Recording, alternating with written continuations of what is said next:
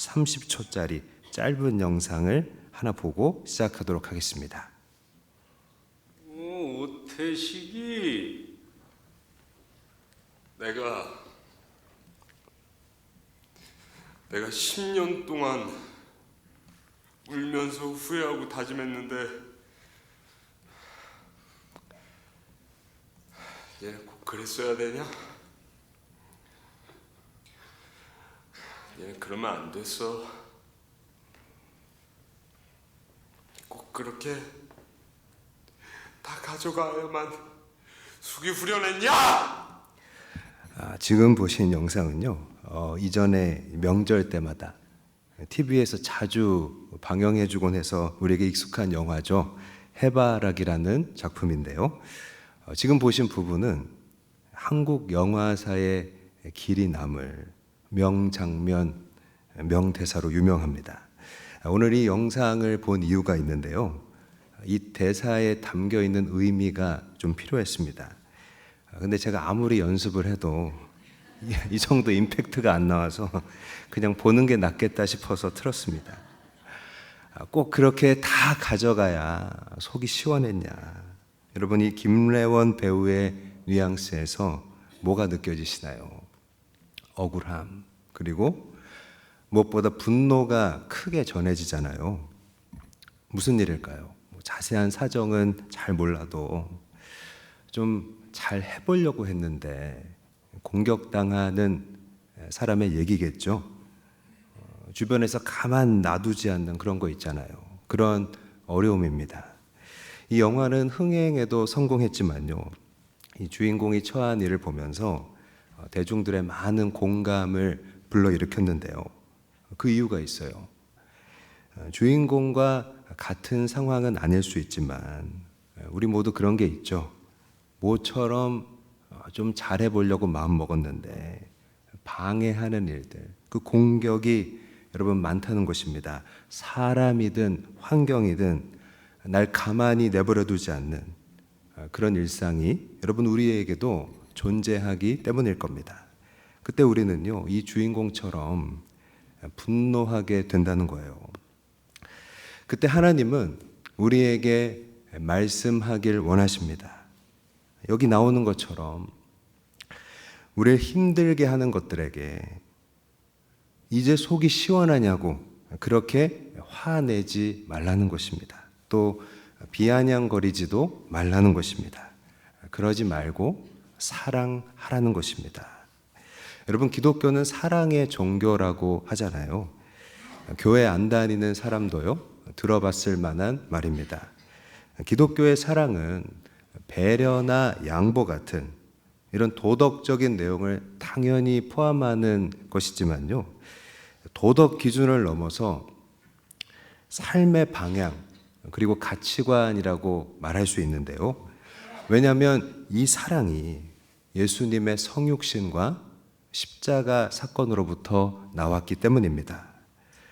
그러니까 예수님의 사랑을 받고 그 은혜가 내게 있으면요, 나를 힘들게 하는 일들이나 속 썩이는 사람 때문에 내가 망할 수 없다는 것을 알게 되고요, 우리 삶에 하나님의 은혜와 긍휼이 주어진다는 것을 이해해서 소망을 가지게 되는 것입니다. 여러분, 이게 바로 우리가 사랑을 한다고 할 때 그 힘의 원천인 줄 믿습니다. 아멘이십니까?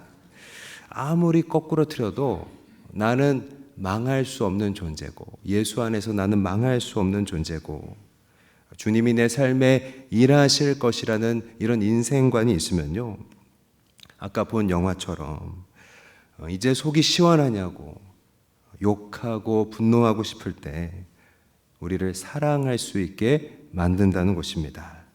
사랑할 수 있는 마음의 여유라고 해야 될까요? 그 여분을 만드는 것입니다. 이 성경이 말하는 사랑이라는 것에 대해서 오늘 한번 추적해 보기 원합니다. 성경은요, 우리 성도의 현실에 대해서 이 영화 해바라기의 그 주인공의 모습과 상당히 비슷하게 묘사하고 있습니다. 예를 들어서 사도 바울은요, 성도는 사방에서 우겨쌈을 당한다고 말하잖아요. 구체적으로 자신의 예를 드는 거죠. 여러분, 바울은 사실 탁월한 사도잖아요. 실력이 좋습니다. 객관적으로 보면 잘 돼야 마땅한 그런 인물이었잖아요.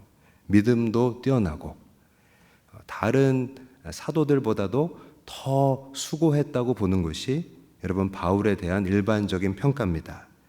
하지만 그의 드러나는 모습이 어땠냐면요, 우리가 참고로 고린도전서 4장 9절과 13절을 보겠습니다. 시작. 내가 생각하건대 하나님이 사도인 우리를 죽이기로 작정된 자 같이 끄트머리에 두셨음에 우리는 세계 곧 천사와 사람에게 구경거리가 되었노라. 우리가 지금까지 세상의 더러운 것과 만물의 찌꺼기같이 되었도다. 여러분, 여기 나오는 단어들, 끄트머리, 구경거리, 이런 말만 봐도요, 다 이 사도 바울의 처지를 가리키는 말인데요. 하는 일마다 신통치 않고 얼마나 어려움을 많이 당하는지요. 모르는 사람이 보면 마치 하나님이 죽이기로 작정한 사람처럼 보인다는 거예요. 여러분, 하나님이 죽이기로 작정한 대상이라는 게 어떤 느낌인가요? 그 삶의 형편이라는 게 마치 하나님이 버린 사람처럼 보인다는 겁니다. 그러니까 열심히 믿는데 왜 잘 안 되냐는 거예요. 바울은 스스로를 가리켜서 만물의 찌꺼기처럼 됐다라는 표현을 쓰고 있습니다. 그러니까 자기가 생각할 때도요, 좀 심하다고 생각이 들었나 봐요. 이건 좀 심한 거 아니냐. 그러니까 잘해 보려는 뜻과는 다르게 자꾸 오해를 받게 되는 거죠. 여러분, 바울이 지금 자기 삶을 예로 들어서 설명하는 것은요, 우리 믿는 자들의 현실에 대해서 보편적인 적용을 시도하려는 것입니다. 믿는 자들은 바울처럼 때때로 이런 현실에 놓여진다는 거예요. 여러분, 이것이 뭘 뜻한다고 생각하십니까? 믿음으로 사는 것을, 그 수고와 헌신을요, 세상은 모르고요, 또 인정해주지 않는다는 것입니다. 여러분, 세상이 몰라준다는 거 좀 서운할 수 있지만 어떻게 보면 당연하다고 여겨지기도 하는데요. 왜냐하면 그들은 예수님을 모르니까요. 그런데 때로는요, 같은 크리스찬들 안에서도 그 마음을 몰라줄 때가 종종 있다는 것입니다. 문제는요, 거기서 우리가 화가 나고 또 열이 받는다는 것입니다. 그러면 마음도 상하게 되는 거잖아요. 정신분석학자인 칼 융이라는 분은요, 분노는 내면에 있는 것들이 표출되는 것인데 그 기저에는 대표적으로 이 불안함이 있다, 이렇게 말했습니다. 여러분, 우리가 불안함을 느끼는 일들이 있는데요, 사실 잘 살펴보면 만약에 이 세상에 아무도 없고 나만 혼자 있다고 한다면 걱정하지 않아도 되는 그런 종류의 불안이 사실 대부분이라는 거죠. 그래서 여러분, TV에 보면 자연인들이 나는 이제 걱정이 없어요, 뭐 그렇게 말하는지도 모르겠습니다. 이 말은요, 불안함 중에 많은 것들이 바로 타인 때문에 생긴다는 것을 가리키잖아요. 여러분, 상대방의 말 때문에, 누군가의 어떤 행동 때문에 스트레스를 받고 불안해하는 것입니다. 그리고 이게 분노로 이어지는 것입니다. 그러니까 관계에서 비롯된다는 것이죠. 예를 들어 부모는요, 자녀가 부모 생각대로 좀 이렇게 가면 좋겠는데 자꾸 비뚤게 가가지고 잘 안 되고 힘들 것 같으니까 불안해하고요, 참다가 애한테 화를 내게 되는 것입니다. 또 누군가 나에 대해서 좀 안 좋게 얘기하면 기분이 나쁘고요, 또 사람들은 오해할 것 같으니까 속상한 것을 넘어서 화가 나는 것이죠. 그러니까 이런 불안함의 배경에는요, 나의 의의가 있는 것입니다. 이렇게 돼야 정상이라고 생각하는 게 있는데, 그러니까 내가 맞다고, 이렇게 돼야 안전하다고 생각하는 것들인데 웬만해서는 그게 잘 안 바뀌는 것입니다. 그러니까 나의 의의입니다. 근데 자기 의대로 되지 않으면요, 불안해진다는 거예요. 잘못되고 있다고 느껴지니까요. 그러니까 여러분, 이 자기 의가 강한 사람은요, 내 생각이 아니면 아닌 건데 그 특징이 있습니다. 주의 은혜가 비집고 들어갈 공간이, 그 틈새가 잘 없다는 거예요. 여러분, 자기 의가 강한 사람은요, 그 삶 속에 주님이 역사하실 공간이 별로 없다는 것입니다. 오늘 여러분께서는 자기 의가 강하십니까? 아니면 주님이 일하실 공간을 남겨두며 살고 계십니까? 예를 들어서 자기 의가 좀 강하면요, 남들에게 아주 작은 흠 잡히는 것도 막 좀 꺼려하게 되는데요. 여러분, 완벽주의자들의 성향 중에 이 편집증 같은 게 있잖아요. 여러분, 가수 김동률 아시죠? 전람회의 김동률은 작사 작곡을 할 때 자신이 옳다고 생각하는 게 있었는데요, 특정 음계에는 그 음에 맞는 글자가 있다는 것입니다. 그래서 예를 들어서 뭐 소울이라는 음계에는 한글 자음 중에 어떤 글자만 사용해야 된다, 그런 강박이 있었다는 거예요. 그러니까 이런 어떤 집착 같은 걸 보면 정말 완벽하고 싶어하는, 누가 봐도 흠 잡을 수 없는 그런 음악을 만들고자 하는 집념이 그에게 있었다는 것을 볼 수 있죠. 저는 이제 교회 행정을 하던 사람이니까 저는 정보의 중요성에 대해서 지나치게 몰두하는 경향이 있어요. 타이포그래픽이라고 하죠.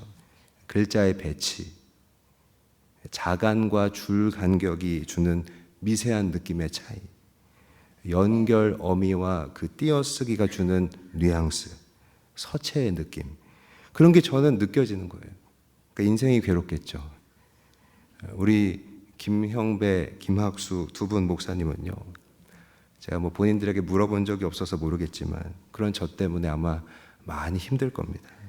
왜냐하면 뭘 가져오면 내가 계속 다시 하라고 하니까 제가 컨펌을 안 하고 다시 계속 다시 하라고 하니까 제 눈에는 뭔가 이상한 게 보이니까, 뭔가 이게 최선이 아닌 것 같아서 다시 하라고 하니까 아마 힘들 것입니다. 그럼에도 불평하지 않아줘서 고맙고요. 제가 성도들 기도할 게 많아서 잘 못하지만 두 사람을 위해서도 아주 가끔 기도하는 것입니다. 사실 그런 예들이 따지고 보면 이렇게 돼야만 맞다라는 생각에서 여러분 많은 부분 기인하는 것인데요. 반대로 생각하면 그렇게 안 돼도 주님이 일하실 것이라는, 그렇게 안 돼도 주님이 일하실 수 있다는 믿음이 설 자리를 없앤다고 볼 수 있습니다. 그러니까 사람이 다 하려고 하는 거죠. 여러분, 이렇게 자기 의가 강할수록 여러 가지 일 앞에서 분노하기가 쉽고요. 늦은 밤에 이불킥, 여러분 이불킥이 뭔지 아시죠? 내 자신이 마음에 안 들어서 이불 뒤집어 쓰고 발차기 하면서 부끄러워하고 괴로워하는 게 이불킥이잖아요. 예를 들면 오늘 왜 거기서 그렇게 말했지? 그것 때문에 이불킥 하는 것입니다. 하나님이 모든 것을 합력해서 선을 이루게 하실 것을 믿지 못하면요, 여러분 이불킥의 고통에서 쉽게 벗어날 수가 없는 것입니다. 여러분, 말하자면 자기 의에서 비롯된 이런 모든 불안과 또 분노, 이런 것을 해결할 수 있는 것이 오늘 본문은요, 바로 사랑이라고 말하고 있는 것입니다. 본문의 요지인데요, 우리는 성도로서 사랑을 할 수 있는 자들이라고 말하고 있습니다. 그리고 기독교의 사랑은요, 어떤 관념이 아니라 구체적이어야 하고 대상이 있어야 한다고 말하는 것입니다. 여러분, 기독교의 사랑은요, 도덕 관념 같은 것이 아니라 구체적인 행동입니다. 이를테면 오늘 말씀에 보면 오래 참아야 하는 것입니다. 여기서 오래 참는 것은요, 억울함을 참는 것이고 상처를 참는 것인데요, 예를 들어서 상대방이 나에게 어떤 상처를 줬는데 그걸 참는 것을 가리킵니다. 그러니까 누가 나에게 준 상처에 대해서 참는 행동까지 이어져야 그걸 이제 사랑이라고 말할 수 있다는 것입니다. 그러니까 사랑하려면 내게 상처 준 사람에게 좋은 것으로 대하는 일들을 하라는 거예요. 다시 말하면 하나님이 나에게 허락하신 그 주어진 관계에서 끝까지 책임을 갖고 고민해야 한다는 것입니다. 그래야 사랑이라고 말할 수 있다는 거예요. 제가 최근에 어떤 성도님과 상담을 했는데요. 관계의 문제인데 요즘의 정서는요, 안 보면 그만이지 그렇게 생각하기가 쉽잖아요. 그러지 말라는 것입니다. 차단, 무시, 여러분 그런 게 넘쳐나는 이 시대잖아요. 하나님은요, 우리는 그러지 말라는 것입니다. 이런 맥락에서 우리가 해서는 안 되는 말들이 몇 개 있습니다. 난 할 만큼 했다. 이제 난 몰라. 알아서 해. 이런 말은요, 하면 안 된다는 것입니다. 그렇게까지 해야 됐냐? 이제 속이 시원하냐? 이런 말도요, 우리는 하면 안 되는 것입니다. 이런 말들은 다 사랑하지 않겠다는 얘기와 같은 것입니다. 제가 예전에 이제 교회 행정 일을 맡아서 하고 있을 때 모든 직원들을 데리고 주기적으로 해야 하는 큰 일이 있었어요. 이거는 대형 현수막을 철골 트러스에 구멍을 뚫어서 고정시키는 일이었는데요. 이걸 울지 않게 해야 되기 때문에 모든 방향에서 사람들이 다 잡고 이렇게 당긴 채로 구멍을 뚫어야 이제 할 수 있는 일이었는데 많은 인원이 동시에 해야 금방 끝낼 수 있는 일이었어요. 근데 이게 1년에 몇 번 정도 해야 되는 굉장히 큰 일이었습니다. 근데 여러분, 일에는 때가 있잖아요. 일하려고 하면 늘 교회에 있는 사람이 있는가 하면 기가 막히게 그때마다 없는 사람도 있는 것입니다. 전 군대에서만 그런 일이 있는 줄 알았는데 어디든지 그런 일이 있다는 거예요. 그럼 직원들은 최원호 목사가 누구만 예뻐한다. 우리한테만 일 시킨다. 공평하지 않다. 이렇게 말하는 거예요. 그러면 제 보스는 저를 불러서 너는 왜 이런 말이 나오게 만드냐. 그럼 또 어떻게 제가 그 자리에서 도대체 어떤 놈이 그따구로 얘기했습니까? 제 보스 앞에서 말 못하죠. 죄송합니다. 죄송합니다. 잘못했습니다. 그럴 뿐이죠. 여러분, 아래에서는 치고 올라오고 위에서는 까이고 그런 거죠. 그럼 열받는 거죠. 나를 왜곡해서 일러 바치는 사람들, 제 마음이 쉽지 않았겠죠. 그러나 마치 아무 일 없는 것처럼, 나는 괜찮은 것처럼 매일 아침 웃으면서 전달사항을 나누고 우리 오늘 뭐 해야 됩니다. 우리 이렇게 해야 됩니다. 또 그들을 데리고 같이 기도하는 게 저는 가장 힘든 일이었습니다. 성경은 말하는 것입니다. 이런 문제들은 왜 내 마음을 알아주지 않느냐, 그런 일이 아니고요. 내가 사랑해야 되는 문제라는 겁니다. 그들이 나쁘다, 그들이 서운하다라는 성격의 문제가 아니라 내가 사랑하면 끝날 문제라는 거예요. 제가 왜 이 얘기를 했냐면요, 성경이 말하는 사랑은 주체적이어야 한다는 것입니다. 내가 해야 된다는 거예요. 왜 나를 배려하지 않냐가 아니고 내가 사랑해야 된다고 줄곧 일관적으로 말하고 있는 것입니다. 그래서 우리가 자주 뱉는 말 중에 말이 안 되는 말 하나를 꼽자면요, 교회가 왜 사랑이 없어? 그런 말을 우리는 종종 하기도 하고 듣기도 합니다. 어떤 포인트에서 물론 그렇게 느낄 수 있다고 생각합니다. 관계가 안 좋고 또 그런 걸 목격할 때면 사랑이 없다고 느껴질 수가 있죠. 하지만 느낌과는 별도로 그 말은요, 본문에 따르면 성립할 수 없는 얘기라는 거예요. 모든 문제는요, 교회가 사랑이 없는 게 아니라 내가 사랑해야 할 문제라는 것입니다. 아멘이십니까? 왜 그렇습니까? 여러분, 교회가 예수님을 믿은 게 아니잖아요.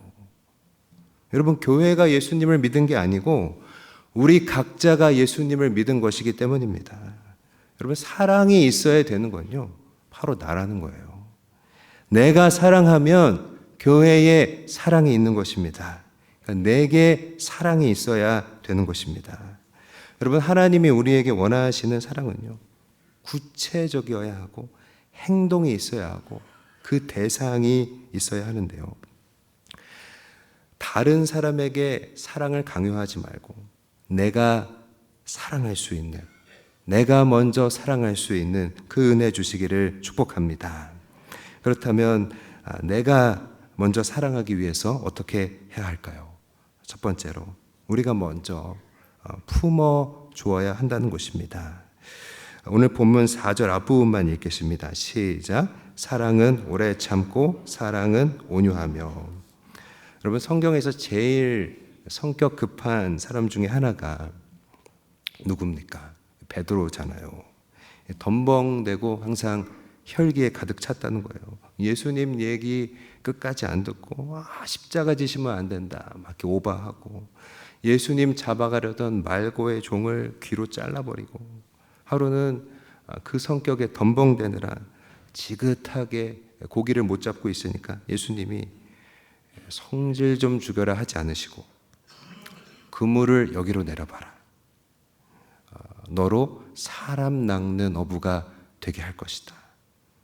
여러분, 축복의 말을 하셨다는 거예요. 여러분, 나의 기분을 강요하지 않는 게 사랑이라는 것입니다. 축복의 말을 하면 여러분 품을 수 있는 줄 믿습니다. 교회에서든 가족 안에서든 딱 잘라서 정답을 말하거나 너는 이게 문제야 라고 말하면요, 그것은 의도했든 의도하지 않았든 나의 기분을 상대에게 강요하는 결과가 됩니다. 내가 너에 대해서 이렇게 느끼는 걸 넌 모르냐 하면서 우리의 기분을 강요하게 된다면요, 여러분, 그것은 사랑이 아니라는 것입니다. 그럼 사랑을 하려면 어떻게 해야 하는 걸까요? 참고로 로마서 12장 15절을 읽습니다. 시작. 즐거워하는 자들과 함께 즐거워하고 우는 자들과 함께 울라. 아멘. 여러분, 즐거워하는 자들과 즐거워하고 우는 자들과 울라는 말이 뭐겠습니까? 좋아하는 자가 있으면 좋겠다, 부럽다 말해주고요. 슬퍼하는 자가 있으면요, 옳고 그름을 따지지 말고 편 들어주라는 것입니다.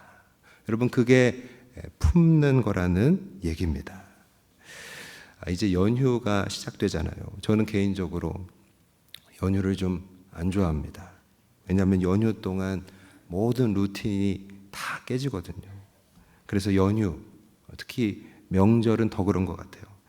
명절은 신앙에 있어서 고립된 섬처럼 여러분 위험한 거고요. 거기에는 반드시 유혹과 시험이 있다고 생각합니다.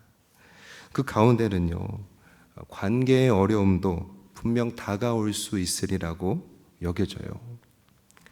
가장 사랑해야 하는 사람을 용서하지 못할 때, 여러분, 믿음의 이웃들에게 오래 참지 못할 때가 있다는 것입니다. 혹 우리 속도 모르고 너 왜 그러냐? 왜 그러고 사냐? 누가 잘난 척하고 아는 척하고 그러면요, 어떤 대답이 과연 지혜로울까요? 예를 들면, 그래, 내가 기도가 좀 부족했나 봐. 여러분, 뭔 말이에요? 아이고, 그게 그러니까 그렇게 됐네, 그런 뜻이잖아요. 그 다음이 더 중요하다고 생각하는데요, 이제 속이 시원하냐? 그러면 안 되고요. 내가 기도가 부족했나 봐. 다음에는 내가 더 많이 기도할게. 여러분, 그렇게 되어야 한다는 것입니다. 남 탓이 아니고 내가 더 사랑할게, 내가 더 분발할게 라는 얘기고요. 그렇게 말할 수 있는 게 바로 사랑이라는 것입니다. 여러분, 그게 바로 품는 것인 줄 믿습니다. 내가 더 기도할게, 그것입니다. 그래, 알겠다고 내가 더 분발하고 내가 더 기도하겠다고 하면서 여러분 모든 상황을 이기고 오히려 남을 배려하고 품을 수 있는 우리 모두가 되시기를 바랍니다. 두 번째로 여러분 우리가 먼저 사랑하기 위해서 어떻게 해야 할까요? 오늘 본문에 보니까 악한 것을 생각하지 마라 이렇게 되어 있습니다. 여러분 5절을 보면요, 뭐가 사랑이냐면 안 좋은 기억들을 일일이 곱씹지 않는 게 사랑이라는 걸 알 수 있습니다. 5절 말씀을 NASB 번역으로 보면 좀 더 구체적으로 번역을 해놨는데, 사랑은 악한 것을 생각하지 아니하며 이것을 우리에게 생긴 나쁜 일을 일일이 마음에 깊게 담아두지 아니하며 이렇게 해놓은 것입니다. 안 좋은 기억들을 자꾸 되새기지 않는 것이 사랑이라는 거예요. 여러분 본문에서 악한 것이라고 표현된 것은 나쁜 일들, 트라우마 같은 일들, 힘든 일들을 가리킵니다. 근데 사랑은 뭐냐면 나에게 트라우마를 줬고 나를 괴롭게 했던 게 뭐 사람이든 일이든 자꾸 들추지 않는 거라는 거예요. 여러분 상대방에게 있어서도 마찬가지입니다. 상대가 힘들어하는 거, 어려운 일들 자꾸 일일이 생각나지 않게 해주는 것이 바로 사랑이라는 것입니다. 그런다고 안 좋은 기억이 없어질 수는 없겠지만 사랑은요, 우리의 나쁜 기억들을 말하자면 관리해 줄 수 있다는 것입니다. 예를 들어서 구약 성경의 사울 왕은요, 사울은 천천히요, 다윗은 만만히요, 이 일을 자꾸 되새기면서 자꾸 묵상하면서 다윗 잡으러 다니다가 많은 시간을 헛되이 보내고 점점 피폐해졌잖아요. 반면에 다윗은요, 현실을 원망하는 대신 하나님 앞에 기도하고 찬양했습니다. 여러분 이게 사랑이라는 거예요. 여러분 요셉은요, 형들이 자기를 버리고 팔아버린 그 트라우마를, 그 상처를 가족을 살리기 위한 하나님의 계획으로서 관리했습니다. 여러분 이게 사랑이라는 것입니다. 나쁜 일과 사랑 사이의 간극을 메우는 게 있는데요, 저는 그것이 바로 기도라고 생각합니다. 여러분 제가 존경하는 목회자가 있는데 특별히 여러분 다 아시는 분일 수 있어요. 윤석전 목사님이라는 분입니다. 제가 이분을 어떻게 이분의 존재를 알게 됐냐면 제가 살던 곳에서 한 10분 정도 되는 거리에 이분이 목회하시는 교회가 있었어요. 올림픽 경기장처럼 동그랗게 생긴 교회였는데 제가 그분을 존경하게 된 이유는요, 언제나 변함없이 하루에 10시간씩 기도한다는 그런 얘기를 듣고서입니다. 여러분 결코 쉬운 일이 아니잖아요. 그분이 설교를 하시면 기본이 1시간 반을 안 쉬고 이렇게 말씀을 전하시는 것 같은데요, 제가 들으면 사실 너무 길고 솔직히 무슨 말인지 잘 모르겠어요. 뭘 말씀하시는지 잘 모르겠어요. 그러나 다른 건 잘 몰라도 제가 느끼는 건 뭐냐면요, 한마디 한마디를 내뱉을 때마다 그 영성이라고 해야 될까요? 그분이 하나님 앞에 무릎 꿇었던 그 시간과 그 눈물이 그 말 한마디 한마디를 타고 흐른다는 것이죠. 여러분 기도에는요, 말로 표현할 수 없는 능력이 있고요, 기도하는 사람에게는 그 하나님이 주시는 은혜가 있는 것입니다. 윤석전 목사님은 이렇게 말했습니다. 1시간 기도하면 내가 겨우 살고 2시간 기도하면 자기와 가정을 구원할 수 있고 3시간 기도해야 나라와 열방을 위해서 기도가 시작된다. 여러분 저는요, 언젠가 이분의 영성을 뛰어넘는 것이 이분의 영성을 뛰어넘는 목회자가 되는 것이 저의 목표입니다. 아멘. 감사합니다. 요원한 목표라고 생각하실 수 있지만 언젠가 제 목소리가 이렇게 이번처럼 바뀌게 되는 날, 그날이 온 줄로 보시면 됩니다. 여러분, 우리는 왜 기도하는 것입니까? 하나님의 일하심을 믿기 때문입니다. 고린도전서 13장 7절을 읽습니다. 시작. 모든 것을 참으며 모든 것을 믿으며 모든 것을 바라며 모든 것을 견디느니라. 아멘. 여러분, 사랑이 우리로 참게 하고 믿게 하고 바라게 하고 견디게 한다는 것은요, 다른 말로 하면 자포자기하지 않게 한다는 말이잖아요.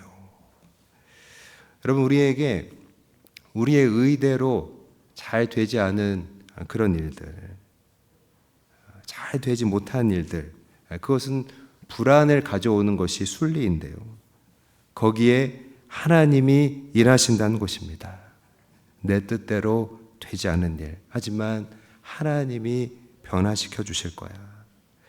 지금도 하나님이 일하고 계시고 앞으로도 반전이 있을 거야. 여러분, 이 믿음이요, 바로 우리 사랑의 근거라는 것입니다. 누군가 우리를 힘들게 해도 사랑할 수 있는 것은요, 주님이 일하실 거야라는 믿음, 나에게 자비를 베풀어 주실 거야라는 믿음 때문인 줄 믿습니다. 그리고 이 사랑의 근거를 확신하게 해주는 것은요, 다름 아닌 기도라는 것입니다. 여러분, 안 좋은 일들, 우리에게 트라우마로 남아있는 사건들, 그것을 곱씹지 말고요, 또 상대의 안 좋은 일들도 들추지 말고요, 우리는 기도해야 하는 줄 믿습니다. 그러면 참고 견딜 수 있는 힘을 주시고요, 주님이 일하시고 그 가운데 변화시켜 주실 줄 믿습니다. 오늘 우리가 이 마음 가지고 먼저 품고 사랑할 수 있게 되기를 축복합니다. 말씀을 마무리하겠습니다. 오늘 말씀은 누군가로 인해 분노하던 일을, 그래서 누군가를 탓하고만 있던 일을 내 문제라고, 내가 사랑할 문제라고 끌어안는 원리를 보여주고 있습니다. 성경은 말하는 것입니다. 그런 모든 일의 본질은 사실은 내가 사랑해야 할 문제이고 내가 사랑하면 되는 일이라는 것입니다. 또 오늘 말씀은요, 나를 힘들게 하는 그런 모든 일들과 사람들을 향한 대답이 될 수 있다고 생각합니다. 그런 점에서 우리는요, 그런 힘든 일 앞에서 이제 속이 시원하냐고 화내거나 비아냥거리는 것이 아니라, 그래, 내가 기도가 부족했네, 내가 더 많이 기도할게, 내가 더 많이 사랑할게. 여러분, 더 많이 품고 주님이 하실 일을 기대하는 우리 모두가 될 수 있기를 바랍니다. 기도하면서 악한 것을 생각하지 않고 주님이 하실 일을 기대하면서 먼저 사랑하고 품을 수 있는 우리 모두가 되기를 주의 이름으로 간절히 바라고 사랑으로 축복드립니다. 하나님께 영광 돌리겠습니다.